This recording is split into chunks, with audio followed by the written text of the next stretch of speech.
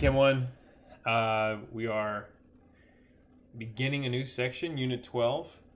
We just finished up with Unit 11. You have hopefully at this point taken the comprehensive Unit 11 quiz. People have been doing well on that. I've been checking results, and so far it's going pretty well for people. So make sure you have your review handy for that. It'll help you kind of navigate some of those questions, notes, and all those things. With that being said, I made this announcement on the stream a while ago, but you are allowed to redo quizzes. All you have to do is contact me and tell me you want to redo a quiz and tell me which one it is. And then I'll go in and delete out your first quiz, and it'll allow you to re-enter that quiz. Okay, so if you didn't do well on one, redo it. Make sure you take advantage of that. The other thing is, with this being a new section, you don't have a packet for Unit 12. I'm going to still post the Word documents for all of this stuff. And so if you're the kind of person who wants to type in it, I would open it up as a Google Doc and just type in it. I will make sure that everybody has their own copy, so you don't have to worry about a community copy. You'll have your own copy of it. But I'll keep posting them. You can, if some people if you want to print them, that's totally up to you. I'm not requiring you to do that. But this is going to be a little different for you guys. ChemCom's been doing this for a while, but you basically don't have a packet anymore, okay, here in Unit 12. We only have Unit 12 and Unit 13. Those are the only two things we have left, and we got like a month and a half of school left. Where that will be taking place, we're not sure. But I would just encourage you to stay on it. I do have quite a few of you that have missing things. Check the HAC. See what you're missing. Make sure you get that done. I will say, if you've heard oh, the middle school's going pass-fail, we're not doing that. Okay, you will get a grade for the fourth quarter, and you will need to, you're going to get a grade for the fourth quarter, okay? And you showing up and doing what you're supposed to be doing is going to be is what that's going to be based on.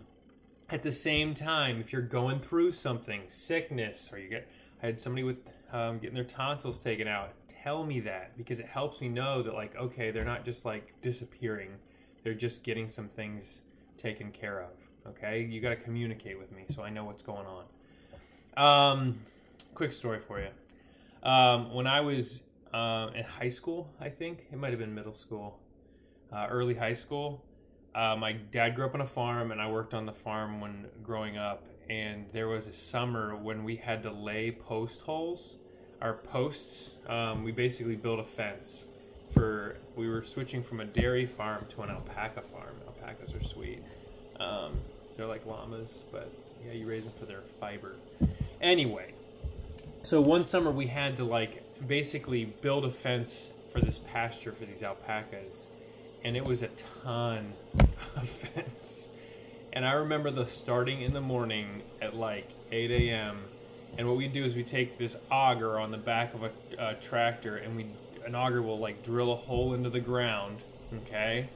And then it wouldn't be deep enough, so we'd take post hole diggers, and we'd have to basically continue the hole, which is below your feet, right?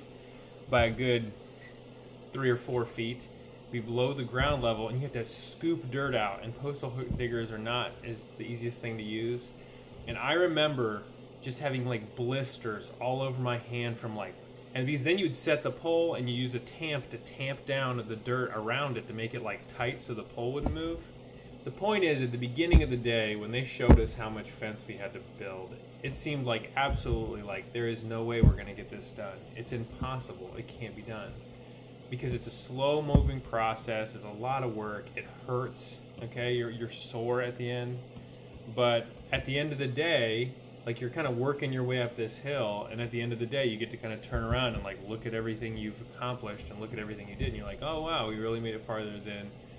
But the point is, we just need to keep setting fence posts. I'd much rather be in class with you, but I do have some cool things to show you. I've been working on some slow motion videos. So, I got some birds in slow motion. I got my kids in slow motion. It's gonna be sweet. So I won't have them today. I'm not ready yet, but I'll have them by next week. All right. So let's talk about polarity and intermolecular bonding. Okay. So here's the best part about day 1 of Unit 12. It's review. You know all this stuff, or at least you've been explained this stuff before. Okay. If you remember, during gas laws, we said that we assume everything is an ideal gas, which means intermolecular forces are not in play. Meaning that if I have an oxygen molecule and an oxygen molecule, there is no intermolecular force that's attracting them to each other. At least there are, but we're assuming that they're not. Okay, that's what we call an ideal gas. Well, now this Unit 12 is liquids and solids. That's all we're doing.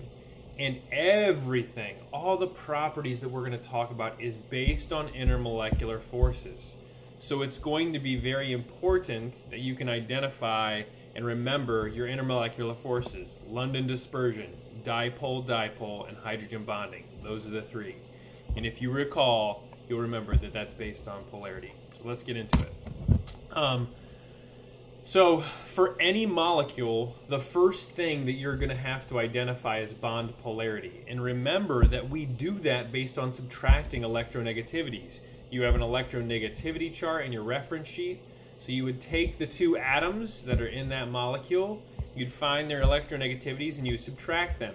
If it's less than 0.4, we would call that nonpolar. That means that they have equal strength. Remember, electronegativity is the strength at which a atom pulls electrons toward it. So if they have very similar electronegativities, 0.4, then there won't be a charge present. They'll share evenly. Okay? If it's a little more uneven, if their difference is between 0.4 and 1.7, that's going to be what we call unequal sharing. Okay? We would call that polar covalent bonds. And then if it's greater than 1.7, we would call that not sharing. The metal is just going to donate to the non-metal, and we'd call that a positive and negative cation, or positive and negative ions. Okay? Cool, or charges. I guess that's another way to say that. All right? So that's bond polarity, subtracting the electronegativity. We're going to walk through this, by the way. After you have bond polarity, you're going to figure out if the molecule as a whole is polar or nonpolar. Okay? If the molecule has nonpolar bonds, the molecule is nonpolar. Okay? So if you identify that electronegativity difference is less than 0.4, it's a nonpolar bond and it's a nonpolar molecule. Done. Okay? Now, if it has polar bonds, it could be polar or nonpolar, and it's going to depend on the shape. What we've said in the past in this class, because we're typically doing binary, we can talk about the straight line test if we can separate the positive and negative charges. Okay? If it does have a positive and negative end, all right, we would call that polar. If it's not, we'd call that nonpolar. Basically, if I can draw a line that separates the plus charge from the minus charge, in other words, the strong electronegativity from the weak electronegativity, that would be polar. Another thing that we said is in this class, if the molecule has polar bonds and lone pairs, it's polar. Okay? Typically, you're going to be able to draw that line and separate charges if there's lone pairs manipulating the shape and kind of to a top and a bottom, like pyramidal. You'll think of bent. Okay? These are the ones where you'd have lone pairs and polar bonds around that central atom. Okay? And then after we've identified polarity, we can think about inter and intramolecular forces. Remember, intramolecular forces, those are the bonds: ionic, metallic, covalent. Intermolecular forces are the ones between molecules. Okay, so if I have 2 water molecules, they are attracted to each other because they have dipole-dipole, London dispersion, hydrogen bonding. Okay, if you recall, everything has London dispersion. They're the weakest intermolecular force, and this is what comes from what we call temporary dipoles. Okay? And what's happening here is electrons are swirling around within this molecule at the speed of light, and at any given instant, there might be more electrons on one side than compared to the other. Well, what's that cause? A temporary dipole, or a temporary charge on the ends of that molecule. Okay? So that's why they're weak, is because they're constantly changing. Those charges are moving around so fast, but that is just enough of a charge that would get you like nonpolar molecules, like two oxygen molecules, that they would attract to each other just slightly, okay? And obviously, the more electrons we have within the molecule, the stronger the LDFs would get. The second type is dipole-dipole. This one we have polar covalent bonds, okay? So this is when we have lone pairs around the central atom. We have polar bonds with a difference of electronegativity between 0.4 and 1.7. And what happens here is, because there's a positive and negative end, those molecules, the positive of one end of one molecule attracts the negative end of another molecule, okay? And as they attract, they create an intermolecular force that's stronger than a London dispersion force, okay? It's determined by electronegativity difference, okay? The most electronegative end would be the negative end because it's pulling electrons toward it, okay? The higher the electronegativity difference, the stronger the dipole. All right. The last one we learned was hydrogen bonding. Hydrogen bonding is when you have a hydrogen bonded to a fluorine, an oxygen, or a nitrogen. Okay? Chlorine's too big of an atom to get this to work with. But if in the molecule you have hydrogen bonded to one of those three, all right, there's a huge electronegativity difference, and it causes a very strong intermolecular force. Water, ammonia, okay, those kind of things have hydrogen bonding, and they attract water. If you think about water, we're going to do a lab here not too long. Okay, water has some weird properties, and it's because of that hydrogen bonding and how well two different water molecules attract to each other. Okay, cool. Let's do some examples. These are all review. Okay, it says, given the following compounds, determine the bond polarity, the shape, the molecular polarity, and the attractive forces. So the first thing we need to do is define our bond polarity. So we have boron, and we have fluorine. So boron has a electronegativity of 2.0, and fluorine has an electronegativity of 4.0. Okay, so if we subtract those electronegativities, we get 2, so it'd be 4 minus 2 or 2 minus 4, it doesn't matter. The difference in them, how far apart they are, is 2.0. So the type of bond here would be classified as ionic. Okay, technically, this is a polar bond. The next thing we need to determine is the shape. The only way we're going to do that accurately is to know how many valence electrons we have. So we got our boron in the middle. Okay, this is hopefully bringing back some memories, and we put the fluorines around the outside.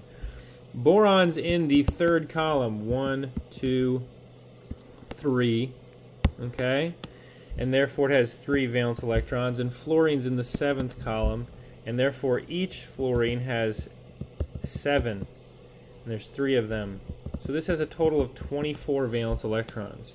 So do the bonds first, and then place the 24 electrons. Remember, every bond has 2 electrons.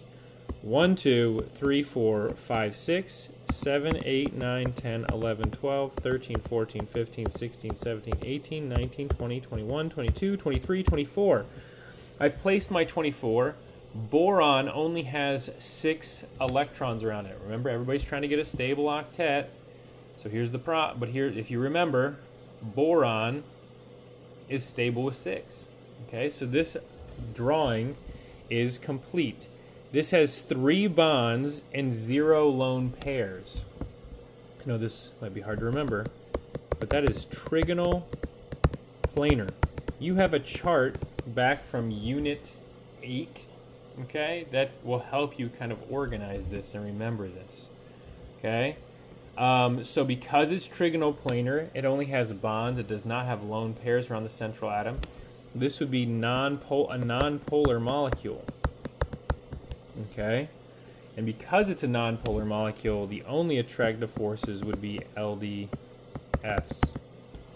Okay, so that's kind of how you walk through these. They take a little time. Let's do another. Let's do SO2. So SO2, we're going to put the OS here, with the O here, the O here. Okay? Sulfur has 6 valence electrons. Each oxygen has 6 valence electrons, so that's 18 total. 1, 2, 3, 4, 5, 6, 7, 8, 9, 10, 11, 11, 12, 13, 14, 15, 16, 17, 18. Okay, so now in this situation, you see that sulfur is not it doesn't have a stable octet, it only has 6. Okay, so what do we need to do? We need to double bond. So it doesn't matter where you erase these from, but you're going to erase from one of the oxygen, you're going to put it into a double bond with sulfur. Okay, so now this is going to be a bent configuration, because that lone pair right there is going to push those bonds to bend it at 120 degrees. Okay, sulfur, the difference between oxygen and sulfur's electronegativities is 1.0, and that means it's a polar covalent bond. And if we look, we have lone pairs around that central atom with bonds in polar covalent bonds, which means it's a polar molecule. Okay, so it will have, and so as far as intermolecular forces, it has LDFs. Why? Because everything has LDFs. Everything. Okay? But it also is polar, so it has dipole-dipole. Okay? And then, does it have hydrogen bonding? No. It does not have oxygen bonded to a hydrogen, or nitrogen or fluorine bonded to a hydrogen. Okay? So that's kind of the review procedure that we're working through here. Okay, we've done this before. For today, this is just review because intermolecular forces are going to be so important. Okay, you can see oxygen here. Oxygen, I'll just sketch for you real quick. Has 2 lone pairs around that central atom. This is going to have LDFs, dipole-dipole, and hydrogen bonding. Okay, that has all 3 because it's a polar molecule. Lone pairs and bonds. So today is simply to review, for you to remember how to get from all the way from shape all the way to the bonding or intermolecular forces. Okay. If you look at the 12.1 activity, you'll see there's some video links. You don't need to worry about those. If you need some more instruction on these different types of intermolecular forces, you can take a look at them. But really, these are the things I want you to do. Okay. There's 6 of them, I think. Okay. I will post a key to that, but it's basically just you reviewing how to get to intermolecular forces. Okay? So that's what we want to do for today. That's it. There's a lab coming up. It'll be pretty cool.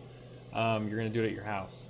So I'm excited about that. It won't be too hard. I'm not going to make you find a bunch of chemicals. All right? It'll be safe. Have a good day. Have a good week. Keep after it. Do something good for somebody today. We'll see you later. Bye.